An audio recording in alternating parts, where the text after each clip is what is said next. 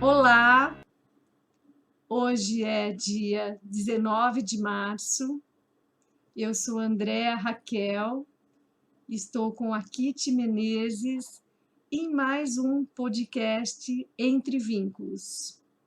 Esse é o nosso 23º episódio e nosso podcast pode ser ouvido no Spotify, no Google Podcast e no site Recriando Vínculos. Como vai, Kitty?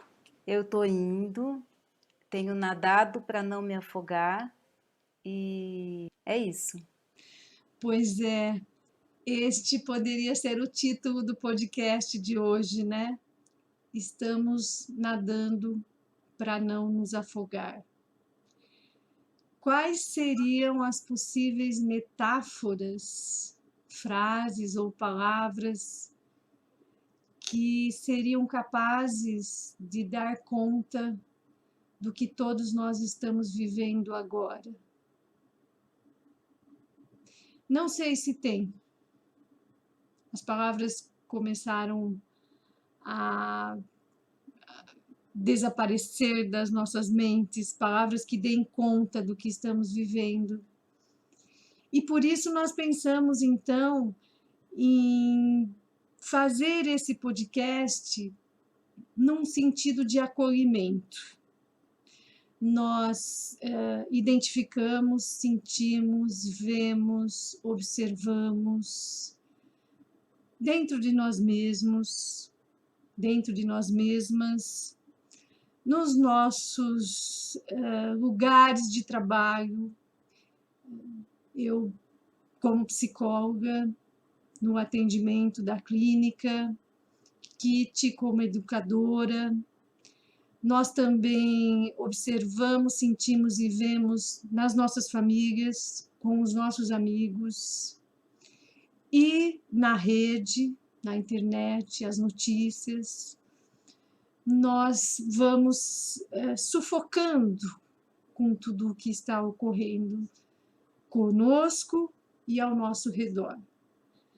Não é mais possível não ser afetado e afetada por tudo que está acontecendo hoje em relação a esta pandemia, em relação a este massacre aqui no Brasil, que agora se configura com a falta de atendimento nos leitos hospitalares, com o enorme sofrimento dos profissionais de saúde nos hospitais. Então, é deste lugar de pertencimento a esta situação tão dura, tão devastadora, é deste lugar que nós vamos falar hoje, que é um lugar de sofrimento. De todos nós, já não é mais apenas o sofrimento do outro, é também o sofrimento do outro, mas todos estamos incluídos, todos pertencemos e de algum modo já fazemos parte desta história que no futuro será contada. Eu estava pensando que eu tenho visto alguns filmes interessantes nos festivais de cinema que tem online, é uma coisa que tem muito, né? A gente tem um acesso muito grande a muito conteúdo, livros, filmes, discussões. E a palavra que me vem é que a gente está tentando sobreviver a um tormento. Eu fico pensando que as mentes estão atormentadas e a gente tem feito o que é possível, cada um dentro do seu contexto, para lidar com isso. Né? Como é que a gente vai contar esse momento? O que vai contar esse momento para as futuras gerações? É o que tem se produzido, é o que vai ficar. A gente não sabe exatamente o que vai ficar, mas algumas dessas coisas permanecem. Então, eu fico pensando o que nos liga na vida. Quais são as potências que ainda podemos dar valor e exercitar num momento tão perturbador, devastador como este que nós estamos vivendo, e de tão poucas perspectivas. Eu ouço muito, né? Então, para mim, o fato de ser psicóloga, de ouvir os relatos, e agora os relatos que a gente acompanha são realmente muito tristes, são relatos difíceis. Eu sempre me senti muito bem de exercitar o que hoje chamam de empatia, né? Empatia, solidariedade. Acho que isso já me ajuda de um certo ponto de vista, poder ter essa capacidade, essa potência de ouvir e falar também, claro, é algo que me constrói. Porém, evidentemente, que as águas desse mar estão tão tormentosas e que é preciso mais, né? Então, as potências que eu tento exercitar também têm a ver com cinema, meditação e alguma leitura. Eu acho que essas coisas são exigências diferentes de tipo de concentração. Uma leitura pede mais, né? Pede uma atenção mais focada. E às vezes a gente não está com uma atenção focada, a gente não consegue, mesmo que a gente tente. Os filmes, as séries, a gente não precisa ficar tão atenta, né? Eu tenho escolhido algumas opções mais delicadas. Eu já vi muita coisa, eu sempre vi filmes muito pesados, né? Sempre assisti filmes fora do roteiro comercial, muito pesados. E nesse momento eu não dou conta. Então eu resolvi assistir, por exemplo, O Professor Polvo, O Farol das Orcas.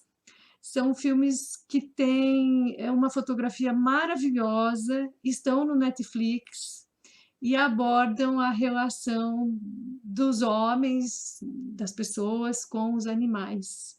São muito delicados. Eu também gosto muito das animações, então eu escolho no YouTube ou no próprio Netflix animações delicadas que não tenham cenas de violência.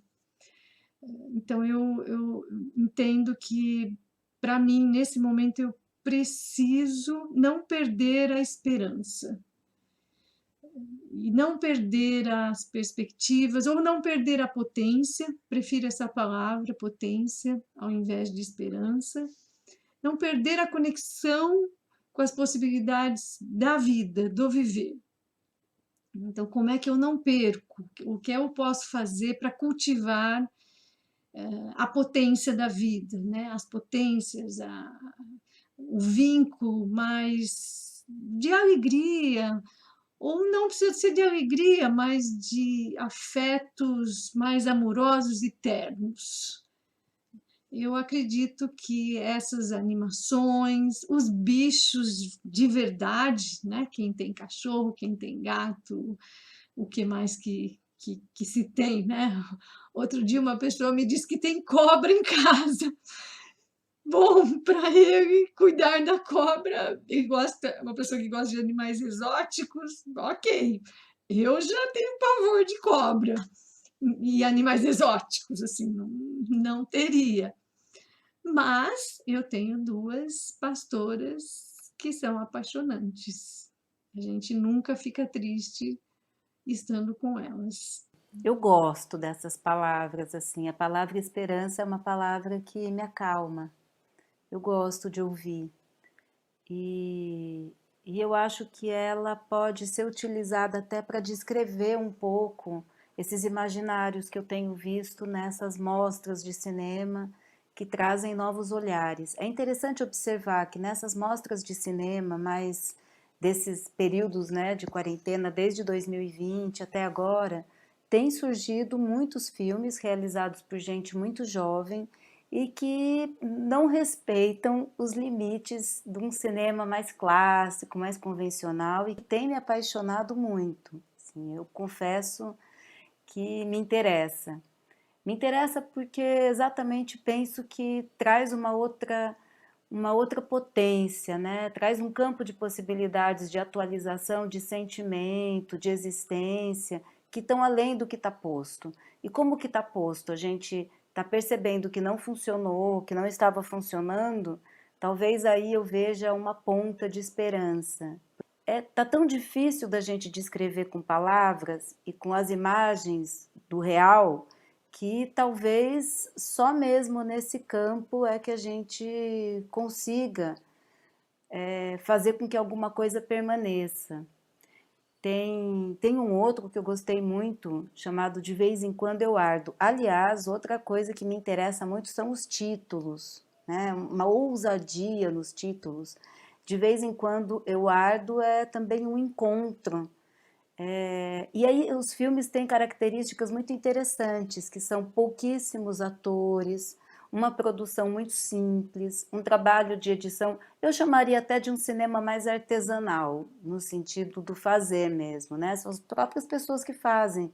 A gente está isolado, a gente vai produzir isso e tem que produzir meio que costurando mesmo, né? Essa coisa do costurar, que vai levar a gente lá para o começo da história do cinema, quando os filmes eram cortados com tesoura e remendados com cola, com fita, sei lá o que que tinha lá em 1895, na época dos irmãos Lumière, do Georges Méliès.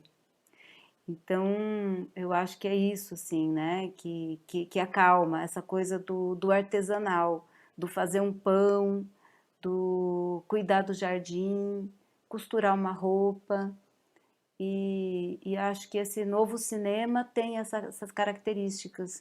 E a gente estava comentando também de livros, né, Andréa? A gente até lembrou de um livro em comum. A Andréa disse que leu, mas eu ainda estou lendo. Torto Arado. É o livro do Itamar Vieira Júnior. Porque também fala de coisas muito que eu acho que estão nesse tempo presente, que eu estou querendo falar, mas que não falam desse peso que a gente está vivendo, né? Não falam da pandemia especificamente, ou dessas mortes que a gente está presenciando hoje. Torto Arado é um livro maravilhoso, indico para todas as pessoas, vem sendo premiado, elogiado. É um livro que trata de um tema difícil, né, que tem a ver com a escravidão, mas a maneira como ele escreve é de uma afetividade incrível. Incrível, é uma delícia, a gente não consegue parar de ler o livro, né? Só uma palhinha, a história é contada especialmente por duas irmãs. E o vínculo de afetividade entre elas é algo muito tocante, né? Muito tocante. Eu penso que nesse momento essa condição de afetividade pode nos, nos ajudar, né? Acho que não há receita nenhuma, a gente está falando um pouquinho da gente, mas cada pessoa é uma pessoa e cada família está numa situação diferente. O que nós sabemos é que está todo mundo sofrendo bastante, né? Nesse momento bastante perturbado que nós vivemos. Algumas pessoas podem, por exemplo, pintar, desenhar, escrever, tentar focar em alguma coisa, como você falou, né, Kitty, que suspenda um pouco o estado de perturbação e de tormenta. Acho que a gente precisa achar formas, maneiras de suspender um pouco o estado perturbado, né, dessa sociedade tão caótica e que acaba, então, sendo de nós mesmos também, né? Nós estamos nessa avalanche, no olho do furacão, para usar um clichê bastante conhecido, né, num momento histórico, muito triste e muito difícil. Então, temos que lutar para sobreviver, tanto fisicamente, com todos os cuidados que já sabemos que precisamos ter, né? Não vou repetir mais isso aqui, mas também com cuidados do ponto de vista emocional, né? Como ser capaz, como conseguir lidar com tantas coisas ruins ao mesmo tempo. Não tem como, repito, não tem como não ser afetado e afetada. É impossível não ser afetado, eu acho que não acredito que alguém esteja tão indiferente assim. Ok, pode ter pessoas que consigam, mas a maioria, por sermos humanos, seres humanos são seres sociais, estar afetado, estar triste, estar com medo, estar melancólico ou desesperado, um pouco em pânico, é o lugar de pertencimento deste momento. Às vezes conversar com amigos, às vezes fazer respiração adequada, buscar a respiração que a meditação ou a própria yoga traz, né? São formas de se acalmar, pensando em estados que não, que não, que não requerem medicamentos, né? Porque às vezes também pode acontecer de situações incontroláveis em que o desespero reina, e aí seria para um outro podcast esse assunto. É isto por hoje? Eu queria dizer, eu estava tentando lembrar agora que uma coisa que me aconteceu que foi bem bacana foi eu aprendi a fazer mudas de uma plantinha amarela. Agora me fugiu o nome dela, mas é uma plantinha amarela que a gente vê em qualquer lugar, assim. E aí eu fazia tempo que eu queria, mas nunca plantava. Aí vim no YouTube, descobri que ela nasce por estaqueamento, né?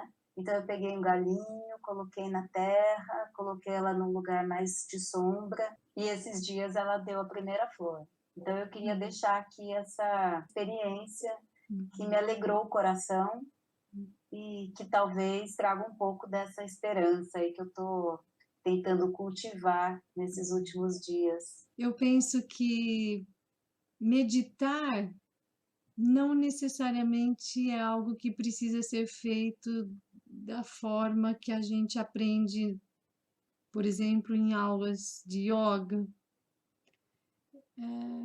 Sentar em frente a uma flor, colocar atenção nela, com os olhos abertos mesmo. Isso pode ser meditar, um exercício de concentração, de atenção focada, talvez com uma música. Acho que música também é algo. Alguém me disse, estou me lembrando que alguém me disse que ouve muita música e que a música tem sido abençoada.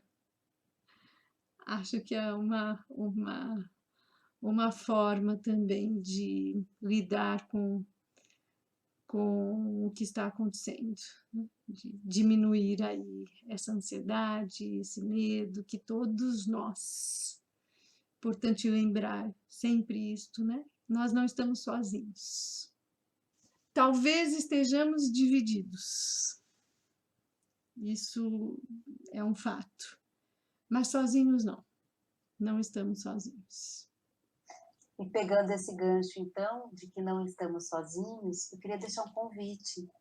Eu queria dizer para quem ouviu e se identificou com as nossas propostas aqui de sobrevivência, que mandem uma mensagem para a gente. Pode ser pelo site Recriando Vínculos, a Andrea recebe, e deem esse feedback, se vocês estão conseguindo plantar, mexer no jardim, se assistiram a algum filme que trouxe um pouco mais de paz, ou que trouxe essa potência que a gente está tentando trazer aqui no tema de hoje. Enfim, deem um feedback, sintam-se à vontade. Agradeço e me despeço. Até a próxima. Pode ser pelo Instagram também, o Instagram Kit Menezes, ou o meu Instagram, que é Clínica Recriando Vínculos. Até a próxima. Obrigada.